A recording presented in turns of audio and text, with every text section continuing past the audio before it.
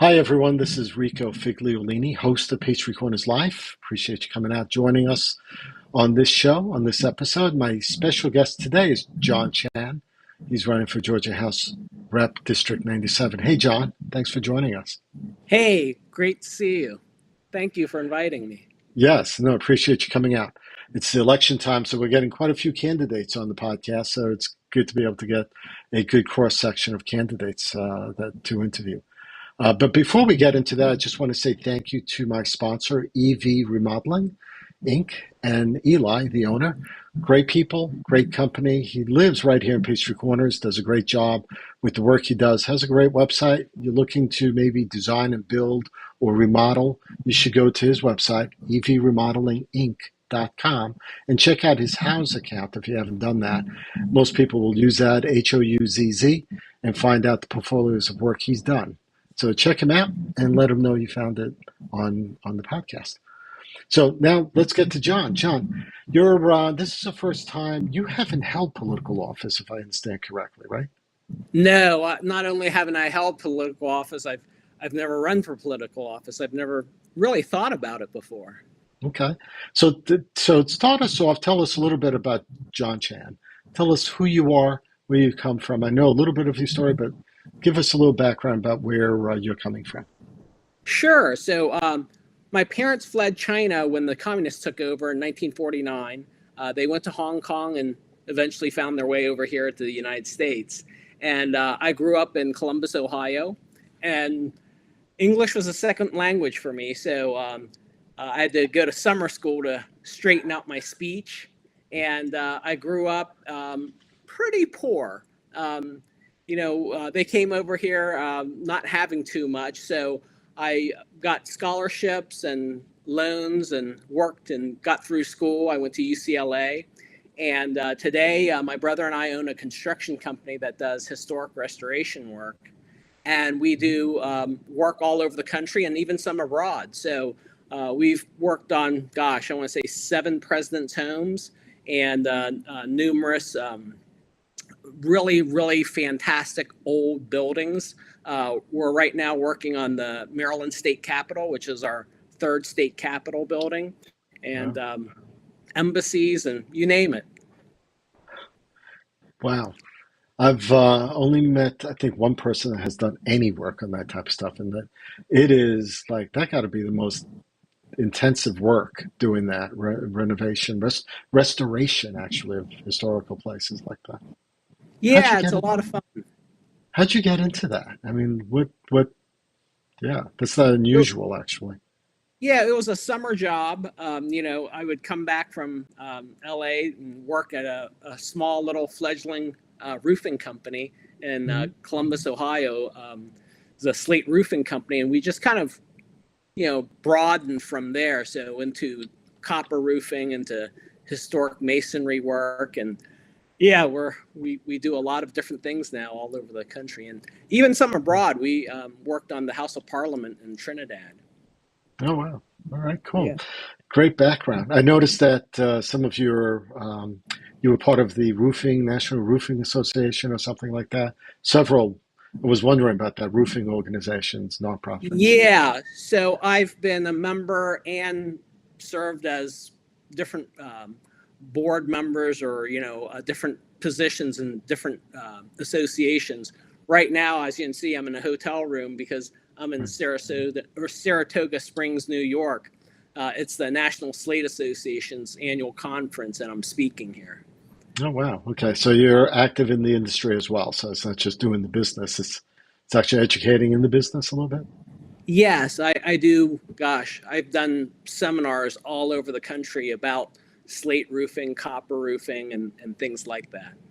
And you did some of your studies or your schooling at UCLA with Yes. economics as a background or degree.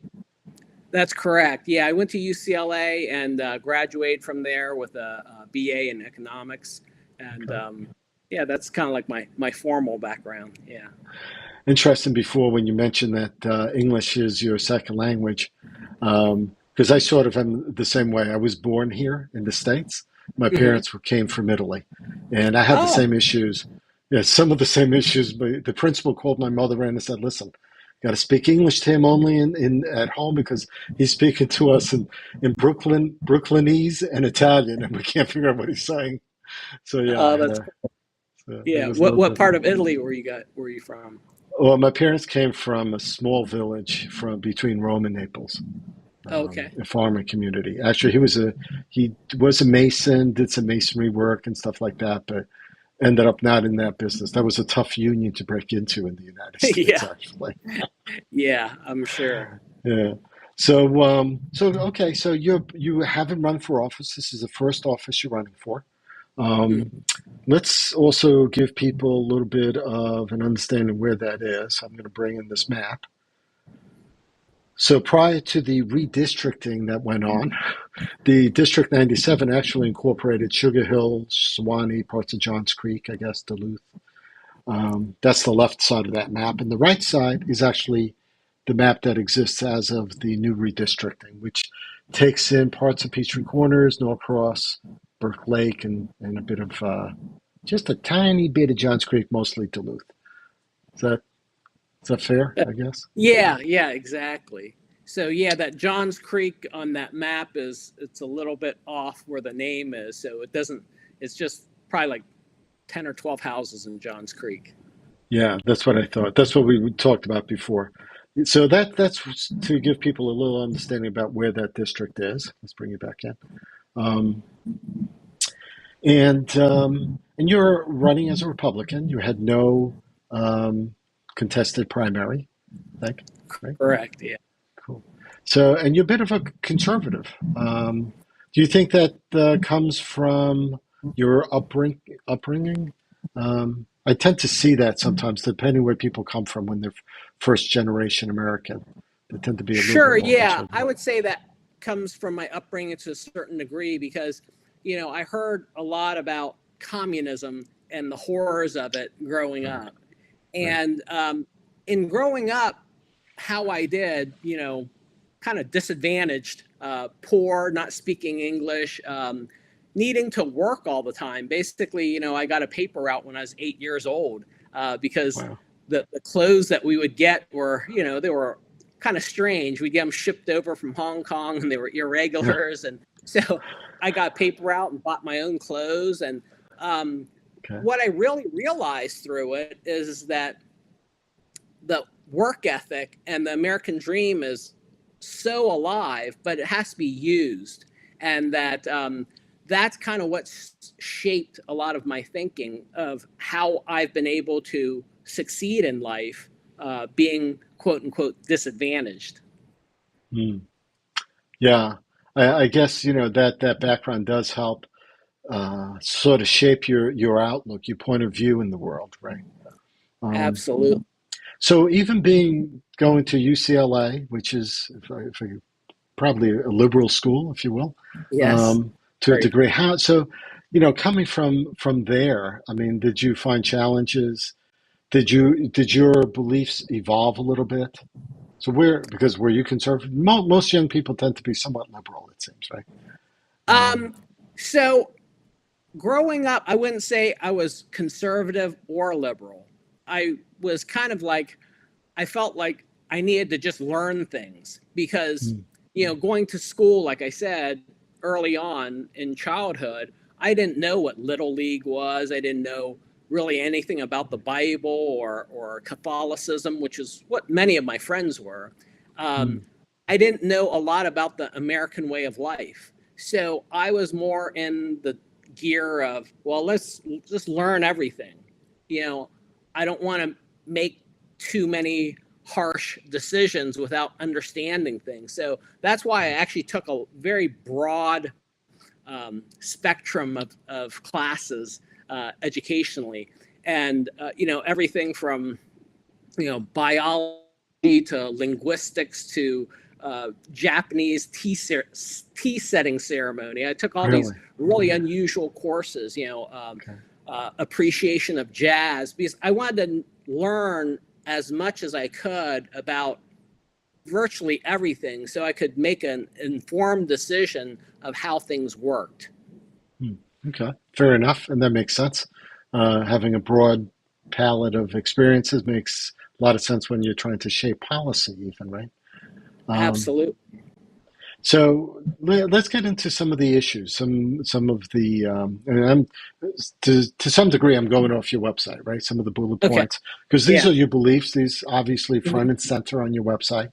So I want to Yeah. be able to let people know a little bit about who you are and some of the way you believe on certain issues. So one of them, for example, let's take lower taxes and regulations, for example. Hmm. Very broad. Um, Hmm. let's try to bring that down to the state of Georgia, maybe, or maybe even down to the county level. So, what does Hmm. that mean in the state of Georgia when you have a governor like Kemp already doing some, you know, tax cuts to some degree, uh, Hmm. giving money to like some what was the state like the AARP, similar to what the federal government did, Yep. the American Rescue Program. He did on a statewide to some degree, gave back some money. Um, how do you believe lower taxes and regulations would work for an area like the city of Peachtree Corners or Gwinnett County? Well, first of all, I want to say that I think Governor Kemp has done an incredible job economically. We're like number one 8 or 9 years in a row for the top state for as far as economics.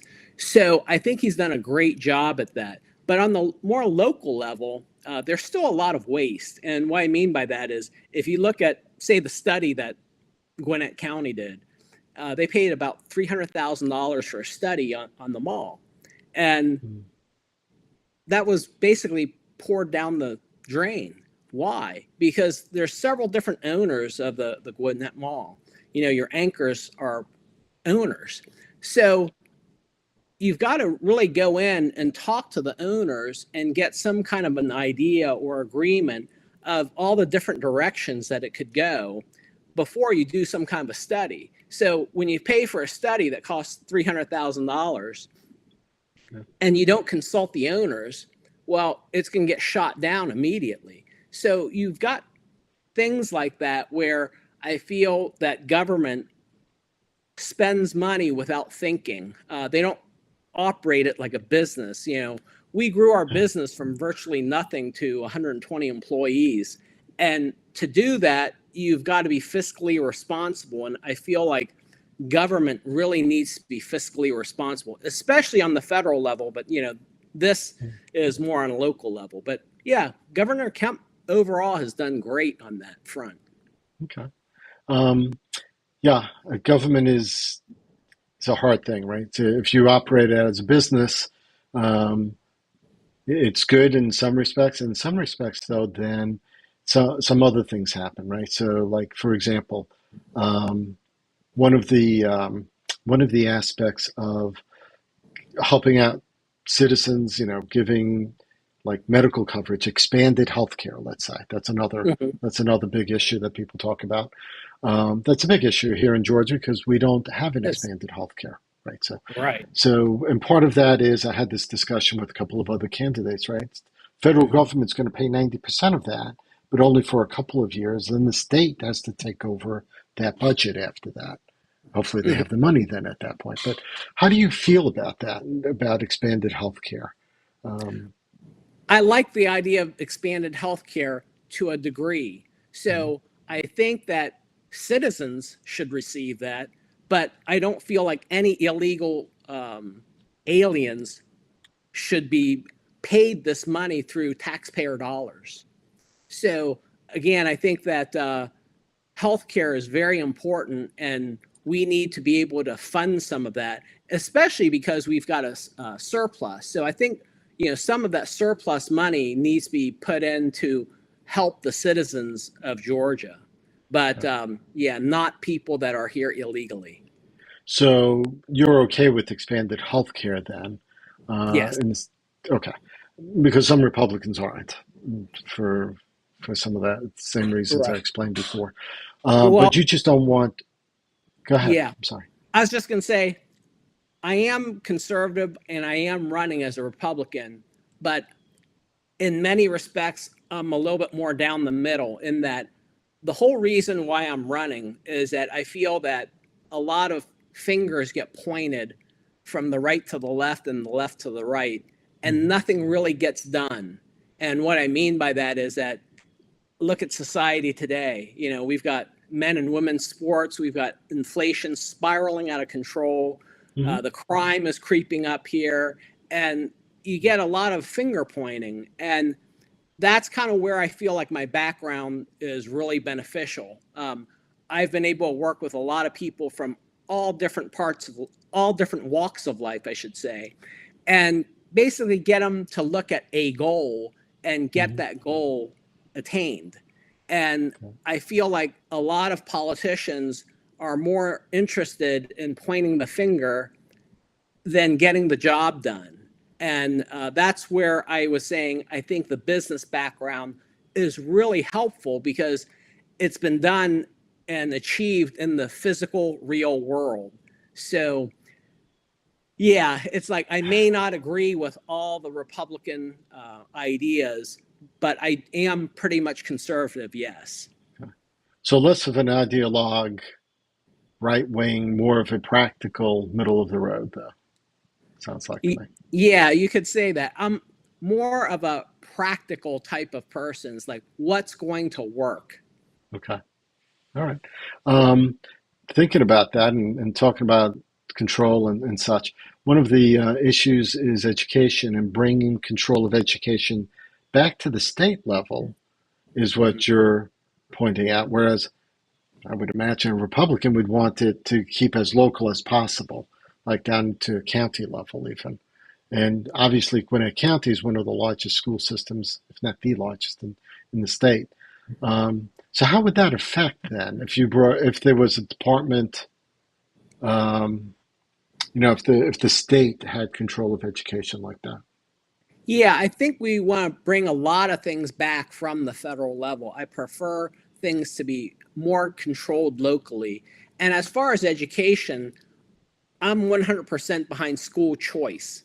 I think that the money should follow the child because what happens is, let's say you've got a poorly performing school and they just keep on getting money. Well, they have no incentive to do any better. Mm. Whereas if a, the money follows the child can go to whatever school, and then the schools that are performing will receive more of the money, and it just works out that way because you're going to have schools like right now where they're underperforming and nobody cares. Interesting on that one, John, because I understand that, and I personally don't have a problem with that. I think I agree with you to some extent on that. My problem is the amount of money that gets back because most private schools cost a bit of money. Mhm. Even on the very low end, we might be Yeah. still talking 10,000 a year, and that's a very Hmm. low end actually, because private schools median probably is closer to 16,000 a year That's or correct. 12,000 Yeah. somewhere around there. Um, Hmm. so how much government money can be given back to let the individual actually practice their choice? Well, it would be however much they're spending on kids, whether it be 7,000, 10,000, whatever. Let's say it's 10,000 and you're sending your child to a private school that costs 16. Well, you're going to have to make up the difference. You can't just, you know, Right. Okay. yeah, I mean, But that but school's when in business. and what about then the loss of that budget money to the local schools, like Gwinnett County School, for example? Um, Well, they lost it because they weren't performing, and they're going to have to do something to figure out how to perform to maintain and keep their kids. And that's the thing when a business is shrinking, you've got to be able to look at it and go, okay, what is the remedy? Is it the economics? Is it our teaching? Is what's happening here? And in any business, when you see the downturns, you've got to be able to look at it and fix it. So when you have that loss of money as a school district, you'd have to say, okay, well, this school, this particular, I don't know, junior high school is having difficulties, but not our senior high school. So what's mhm, happening here in the junior high school? And then you fix it. okay. What about well, one of the bigger subjects has been training high schoolers, either giving them creating an apprenticeship program or giving vocational classes to high schoolers that may not want to go to college, may not be able to go to college, may prefer doing a vocational like HVAC or something along that line. Do you think the state should help with some of that, with funding of some of that, or guidance from the industry? 100%. Yeah, 100%. There's a big lack of qualified people in your blue collar trades. And if they were able to learn things like wood or sheet metal or HVAC, just a little bit as they grow up and have these apprenticeships, I think it would help society so much because, as you can see, there's a lack of qualified blue collar workers, and Yes. that's really needed. Yeah. Yeah, for sure. And I see like sometimes, like even one of my kids had asked me, they said, if I do this subject, I'm only going to max out maybe this amount of money. But if I become an HVAC person, I could be making 100 grand a year, maybe. And that is that dilemma, right? Do you go spend 100,000 on your education and then not make the money, or do you, pick a Right. vocation? There's a lot of vocations, sheet metal, HVAC, being an electrician, a plumber. There's a lot of those types of vocations that you can make a really great living at. And I think that it should be helped in the school system so that students can choose those vocations. Do you think, John, that there should be a public-private partnership with certain industries to be able to promote that within the school systems? 100%. If you look at a lot of your European countries, for instance, like Germany, Right. for Yeah. roofing, for instance, you've got this coexistence of the schools and businesses where they sponsor the kids and they can get a lot of this education for free, or they even get paid while learning it and doing it. So I think that if you could get businesses to buy in and actually help fund that, that would also relieve the schools to a certain degree. Okay. Cool. Totally agree with you there. Some of the other things that you pointed out, for example, and it probably all ties in, right? Sex education in the schools, Hmm. gender equality or gender identification. What is your core beliefs on that, John? How do you feel about that aspect? Well, I feel like the school should pretty much zero in on reading, writing, and arithmetic. And I'm 100% against all the gender reassignments and things like that. Because when you're a kid, one minute you want to be a fireman, the next minute you want to be an astronaut, the next minute you want to be a writer, the next Hmm. minute you want to be a basketball player. And when you get kids, they're full of imagination. And I think that kids should look and see all the different things, such as, like I said, HVAC, plumbing, Mhm. whatever, or Japanese tea setting ceremony. But they should experience a lot of different things. But, when I see things about like gender reassignment surgery, that's shocking to me. It's like now you're stuck for an entire lifetime, and that's just horrible. So So, that's my viewpoint on it. so within the education system, though, and we're not maybe talking about elementary school or middle school because those are challenging years, although some people would want to take it down to that grade level. But even high school, to be able to Mhm. provide, I guess, safe areas, the ability to be identified the way you want to be identified. Do you think that's reasonable within a school system? We're not talking about necessarily um, education versus acceptance or tolerance or um, yeah, something along Yeah, those lines. no, I don't. I believe you're born a male or a female, and Okay. there's two sexes. I don't believe Okay. in however many sexes that people come up with. Okay. All right. Fair enough. The As far as we talked about crime before, Hmm. God knows here in the city of Peachtree Corners we had a really bad shooting at a local QT station. Although Yeah. there's been some violence even at some long stay hotels and such within the area. But the shooting at the QT was nerve wracking for many people because it was a young man, 29 years old, um, had gone to Norcross High School, and it was simply a carjacking that went bad, it seemed. Three Right. people decided that they wanted to take this pumped up car, and the kid didn't want to let it go, and he died for that reason, likely. So these three were finally arrested, but they were arrested because they were followed through using technology, license plate camera readers, all the video cameras along the escape route, if you will. They Yeah. finally were able to build that case.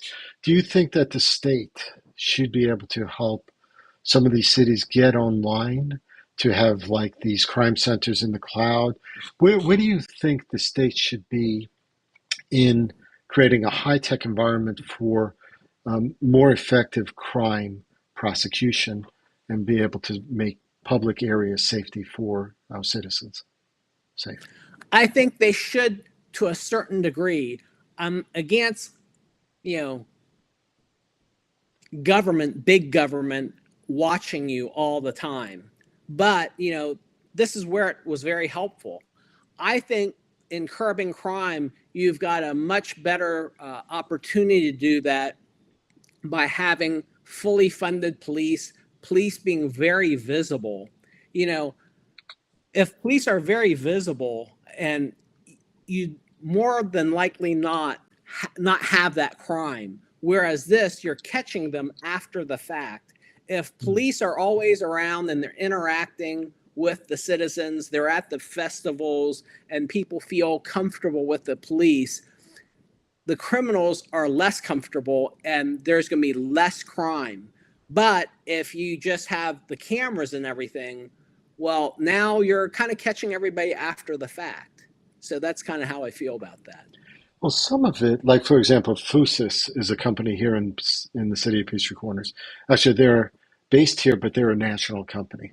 Their Hmm. systems have been signed on to by like cities like ours, like the city of Atlanta, other cities even across quite a few counties in California, Hmm. where they're interdicting the crime. They're actually being used while the crime is happening almost. That's the idea, to be able to chase down the criminal almost in that live moment to be able to get Hmm. them.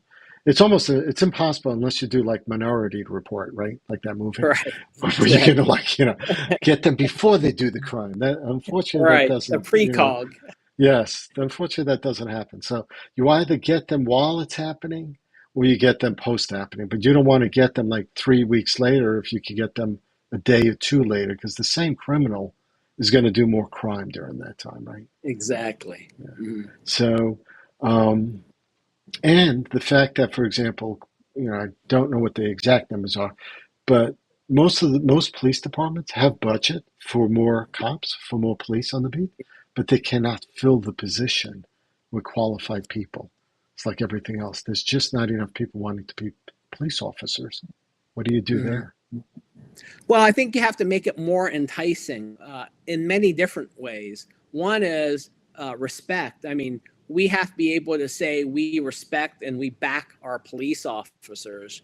And, we don't have anything like the defund the police going on. So I think a lot of it has to do with respect and also with training. If the police officers feel like they're very well trained and they're also out on the beat in the community where the people really respect and admire them, I think you're going to have a whole different idea with the police.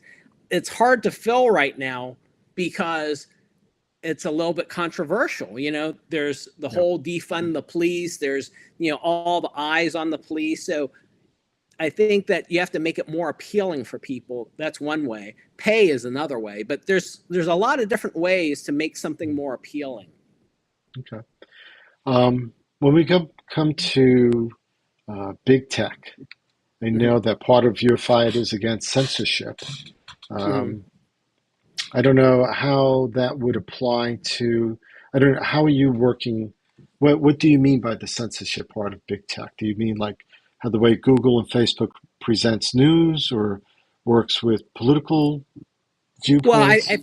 yeah, I think it happens in many different venues, whether they be political or any other way. But the idea is that they want to shift and shape how you think, and I don't think that that should be allowed. I don't think that they should, um, you know, ban a certain type of expression or one side of a political campaign or anything like that. I think that things should be open and free. Do you think Elon Musk's purchase of Twitter and his statement that he would let Trump back on Twitter, do you think that's a good thing? Yeah, actually, I do. I think that every uh, person, unless they're in some kind of criminal activity, Right. ought to be able to have free speech. I don't see why he would be censored. Okay. All right. Fair enough. Because I mean, we do believe in free speech, right? We are America. Uh, Absolutely. Mhm. this is a republic, although most people think of it as a democracy, but we are a republic, Republic, um, yeah. right? So we want to make sure that people can put their viewpoint out. You might not believe Absolutely. in them, right? But that's Yeah. okay. So if I'm on Twitter and I don't like Donald Trump, I block him. You know, Right. if I'm on Twitter and I don't like President Biden, I block him. So, I mean, Right. that's how I think it should be, not that Twitter should block somebody. Yeah, I think that gets a little complicated, right? Because they're like a publishing tool, although they're not the publisher of the news. They're just the feed for it, the pipe for it. But when you throw in algorithms and the algorithm decides what you're going to see as an individual, whether it's conservative, liberal, mean-spirited, or whatever, then who do you? Is it Google that should be um, looked at, and because maybe the algorithm is censoring what I'm going to see, Yeah. right? I Yeah. guess. Yeah, it's a bit of that. It gets complicated there, I think. It does. Um, and if we were all smart enough, we'd figure it out, I guess. Um, so the accountability, I guess that gets into the accountability and the false reporting and the misreporting and the misinformation and the disinformation and all Yeah. that, right? Absolutely. So all that, I mean, that happens within this. I mean, I could be on TikTok for 30 minutes and I'll see things. I'll be like, wait, I know that's just being put out there. There's no explanation. And who knows if that was shot 3 years ago, that riot. And it looks Right. like it's just happening. Um, so, Yeah. It happens all the time. Yeah. I'm right. sorry. So we should let that, I mean, that's part of free expression, I guess. Yep. Right? I Yeah, guess. it sure is. And Okay. it's part of, you've got to be able to look at something and go, is that correct or is it not? And, it should be the person's own viewpoint, whether they want to, act on it or not act on it. So critical thinking should be part of every student's, every student, every person, right? Should have some Abs- sort of critical thinking. yep, absolutely. Okay. All right. Cool. Yeah, that's one of the things my kids learned through the IB program, the International Baccalaureate, was Hmm. critical thinking, how to come, because that, if you're familiar with the IB program, I don't know if you are Yeah. or not here. Okay. Yeah. So I was, yeah. Oh, go ahead. sorry. Go ahead. No, Yeah. no. What were you going to say? Oh, I was just going to say, I listened to the principal of Norcross talk about that Hmm.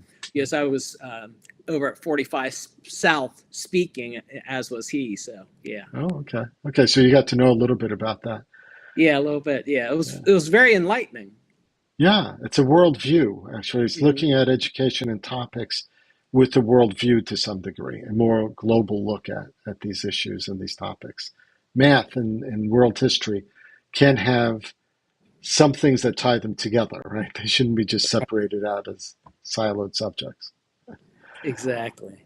So where have you been, actually, where have you been speaking lately? And what do you find out there when you're speaking at like 45 South? That must have been the Norcross community meeting, I guess Yeah. they do Yeah. there. Yeah. Um, What is it that you are finding people are interested in? What type of questions are you getting at those meetings? The main things are pretty similar. It's what you see out there in society. They're worried about their pocketbooks. They're worried that bacon's gone up from $4 to $9. They're worried about their gas. They're worried about their property taxes. They're worried about what's going to happen next.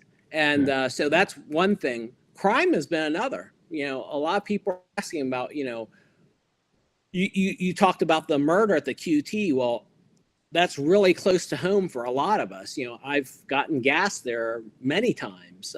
There's another murder just a couple days ago in Lawrenceville, which is out of the district, but right, pretty close. right, And I don't know if you go shop at that Sprouts there, but you see all the donuts. People are just taking over the street right there. right. So yeah, there's all kinds of these kinds of issues, and then obviously education. People want to know what's your idea on how you fix this. Georgia's ranked 38th out of 50 states, Mhm. and yet we're already paying our teachers 18th. It's like, so I think there's a lot of things that are on people's minds that are similar, and I've gone over, most of how I think about those three problems, and I think that's vital that we attack those things and get them on the right track, because right now, and this is really why I'm running. I have an ad going that I'm not a politician. Well, I'm not. I've never thought about running for office. I just see what I see. I see inflation spiraling out of control. I see men and women's sports. I see, the crime. Atlanta's actually got a higher crime rate per capita than Chicago, and it's creeping up Yeah, this way. I yeah. mean, there's all kinds of crime issues that we have right now in Gwinnett County. So these are a lot of the questions that are being asked, and I think that instead of pointing the finger from one side to another, I think that we have to have real life solutions. And I think that I've been able to prove that I can create real life solutions, and in working with a lot of different types of people and getting them all on the same page. So instead of pointing the finger, I think we need people that will work together and get a product. Cool. Okay, fair enough. Um, do you want to share? Are there any topics that we haven't discussed that you'd like to share your viewpoints on? There's one, and maybe this is controversial. I don't know. When I first threw my hat in there, I didn't know who I was running against. It was JT Wu and Rua. And, Right. we've been kind of going around, and then I've had a lot of people come up to me and start telling me about Rua. And now I've got it on one of my push cards. They said, hey, she's been the communications director for CAIR, CAIR. It's the Council for American Islamic Relations. Hmm. And they're like, do you know what that is? I said, I've heard of it. And they're like, well, they've been labeled as a terrorist organization by the UAE, United Arab Emirates. They're supported by Hamas and Hezbollah. What are your thoughts on that? I said, well, it's pretty shocking. I said, let me see. And it does say that she was employed by CAIR, or is employed by CAIR. And I don't know what to think about that. That's very shocking to me. Now, the UAE, but not the United States, has that organization on a list, is what you're That's saying. correct. But Okay. also, if you look at, I haven't delved into it too much, but there's also an article where basically the FBI says the same thing, because they're doing that investigation on the whole UAE tie-in. Right. So Right. I don't know. I would just say I think the citizens should probably look into it themselves, Hmm. and Yeah. that's I mean, that should definitely be, if anything, but that should definitely be fact checked. yes, Because, yes. and I don't have the facilities to do that here, but anyone with critical thinking in mind should be able to Hmm. fact check that, and for their own sake. Because listen, other countries like the UAE, Hmm. um, can do that. Let's say they can declare an organization as a terrorist organization, but if it's not on the United States watch list or such, I'm not saying that that's wrong or anything, but every country has their own agenda and what they'd like, Right. what they're going to be calling what. Hmm. And we've seen that with the Saudis and other countries. So I would put anyone that's listening to this aspect of it that they should check on that themselves. Yeah. 100%. Okay. Yeah. All right. Cool. All right. So John, tell us. So what I'm going to do is I'm going to turn this over to you. I'm going to Hmm. ask you to ask for the vote. Tell people why they should vote for you and where they can find out more information. Okay, so I feel like I'm a very strong candidate for this because I've worked with so many different people of all different walks of life, different cultures, different socioeconomic backgrounds, different ethnicities, and I've been able to get all of these people to work together to attain great things, great accomplishments, great goals. And I've been doing this for over 30 years. I've had a company for quite some time. And we grew the company from 0 to 120 plus employees. And in doing that, it's like you meet all kinds of different people and you get to really see how different people are and how they think and work with them and make a better company or make a better product, or in this case, make a better District 97, make a better Georgia, and basically include everybody. That's one of the things I love about what I do. I travel quite extensively and I love meeting people from all over the place. And um, you go down to, like I said, the bayou in Louisiana, and somebody's wading waist deep in alligator infested water, and they think nothing of it. And just to meet somebody like that and understand their mentality behind it is very interesting. So I love all these different people that I've met and how I can get them to attain a great goal. And that's what I bring to this seat. Basically, being able to work with a lot of people and not being a politician of, always pointing to the other side and saying they're bad for some reason, but that, you include everybody and get everybody working and be fiscally responsible, because I feel that sometimes government isn't that way. But as a business owner, you've got to understand fiscal responsibility and make sure that money is spent correctly. So, yeah, I want to make sure that I do everything I can to handle the inflation, the crime, so that people feel safe and secure in their homes and when they go out, and that we help fix the education system. So if you go to www.johnchan4, the number 4, ga.com, you can go in there and sign up as a volunteer. You can go in there and donate. We could definitely use some donations right now. And gosh, I would love to have your vote come November 8th. John, I appreciate your time today doing this podcast with me. Um, Hang in there with me for a second while I just sign off. But everyone, thanks for listening in. Share this with your friends.